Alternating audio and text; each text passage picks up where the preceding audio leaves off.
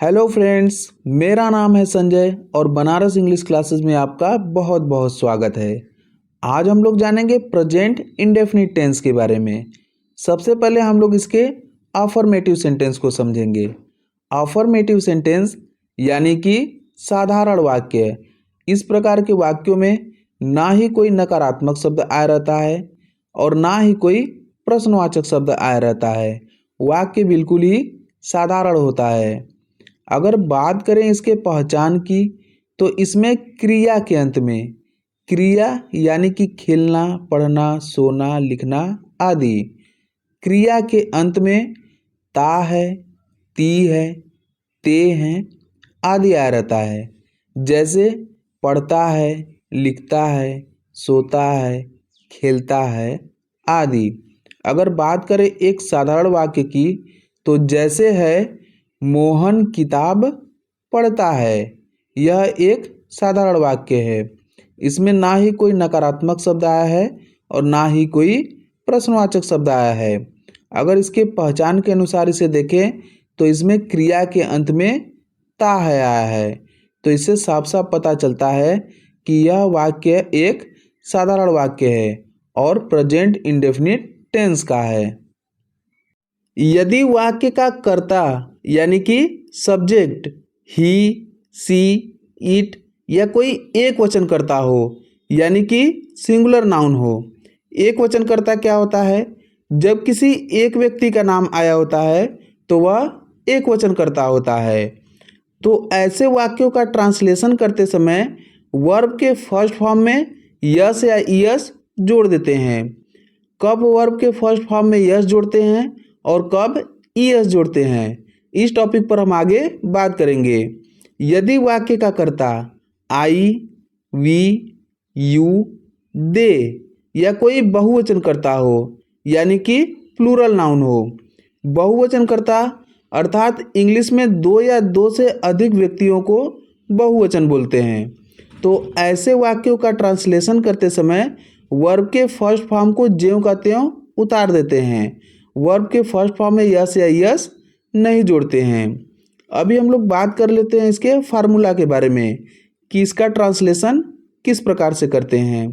तो ऐसे वाक्यों का ट्रांसलेशन करते समय सबसे पहले सब्जेक्ट यानी कि कर्ता को लिखते हैं, उसके बाद वर्ब को लिखते हैं यानी कि क्रिया को, और यह सब्जेक्ट डिसाइड करता है कि वर्ब में यस या यस जोड़ना है या वर्ब को ज्यों का त्यों उतार देना है।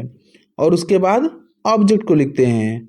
जैसे मोहन आम खाता है, तो यहाँ पे हमारा सब्जेक्ट यानी कि कर्ता कौन है? मोहन है। तो सबसे पहले मोहन को लिखेंगे। उसके बाद वर्ब लिखना है, तो इसमें हमारा क्रिया क्या है? खाना। तो हम लोग लिखेंगे ईट। तो वर्ब में यस या यस नहीं जोड़ना, यह हमें सब्जेक्ट बताएगा। तो सब्जेक्ट हमारा एक वचन करता है, इसलिए वर्ब में हम लोग यस जोड़ेंगे तो हो जाएगा ईट्स। उसके बाद ऑब्जेक्ट लिखना है। तो मोहन क्या खाता है? आम खाता है। तो आम हमारा क्या है? ऑब्जेक्ट। तो उसके बाद मैंगो लिख देंगे। तो इसका ट्रांसलेशन होगा Mohan Yeats mango. Mohan Yeats mango. आइए हम लोग शॉर्ट में बात कर लेते हैं वर्ब में कब एस जोड़ते हैं और कब ईएस जोड़ते हैं। इस टॉपिक पर हम लोग कभी डिटेल में बात करेंगे। यदि वर्ब के लास्ट में ओ, एस, एक्स, एस एच या सी एच हो तो ऐसे वर्ब के साथ हम लोग ईएस जोड़ते हैं और बाकी ज़्यादातर वर्ब के साथ हम लोग एस ही जोड़ते हैं।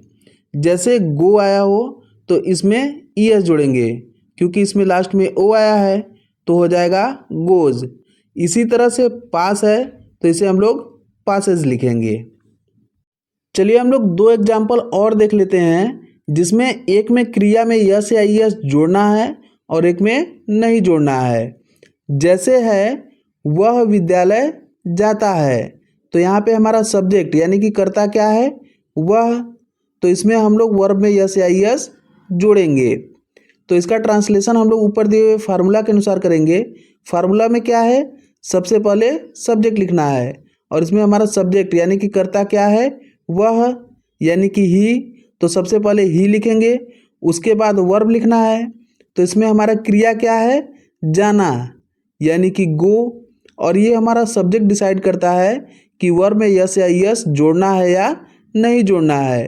तो ही के साथ हम लोग वर्ब में यस या यस जोड़ते हैं। तो गो में लास्ट में ओ आया है, तो इसमें हम लोग ई एस जोड़ेंगे, तो हो जाएगा गोज। उसके बाद ऑब्जेक्ट लिखना है, तो इसमें हमारा ऑब्जेक्ट क्या है, स्कूल, क्योंकि स्कूल जाता है, तो हो जाएगा टू स्कूल। कहीं जाते समय जब गो आता है तो उसके साथ हम लोग टू का भी प्रयोग करते हैं।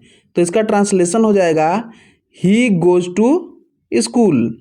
इसी तरह है तुम क्रिकेट खेलते हो। यहाँ पे हमारा सब्जेक्ट यानी कि कर्ता क्या है, तुम, यानी कि यू, और यू के साथ वर्ब में यस या यस नहीं जोड़ते हैं। वर्ब के फर्स्ट फॉर्म को ज्यों का त्यों उतार देते हैं। तो इसका ट्रांसलेशन करते समय सबसे पहले सब्जेक्ट लिखना है। तो यहाँ पे हमारा सब्जेक्ट है तुम, यानी कि यू, तो सबसे पहले यू लिखेंगे। उसके बाद वर्ब लिखना है। तो इसमें हमारा वर्ब क्या है, खेलना, यानी कि प्ले।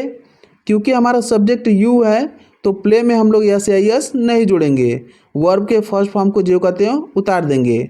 उसके बाद ऑब्जेक्ट लिखना है। तो यहाँ पे हमारा ऑब्जेक्ट क्या है, क्रिकेट, क्योंकि क्रिकेट खेला जा रहा है, तो हो जाएगा क्रिकेट। तो इसका ट्रांसलेशन होगा यू प्ले क्रिकेट। उम्मीद करता हूँ गाइस आप लोग को अच्छे से समझ में आया होगा। अगर वीडियो पसंद आया हो तो वीडियो को लाइक कर दीजिएगा, तथा इंग्लिश ग्रामर सीखने के लिए हमारे चैनल को सब्सक्राइब करना मत भूलिएगा। पूरा वीडियो देखने के लिए आपका बहुत बहुत धन्यवाद। Thank you.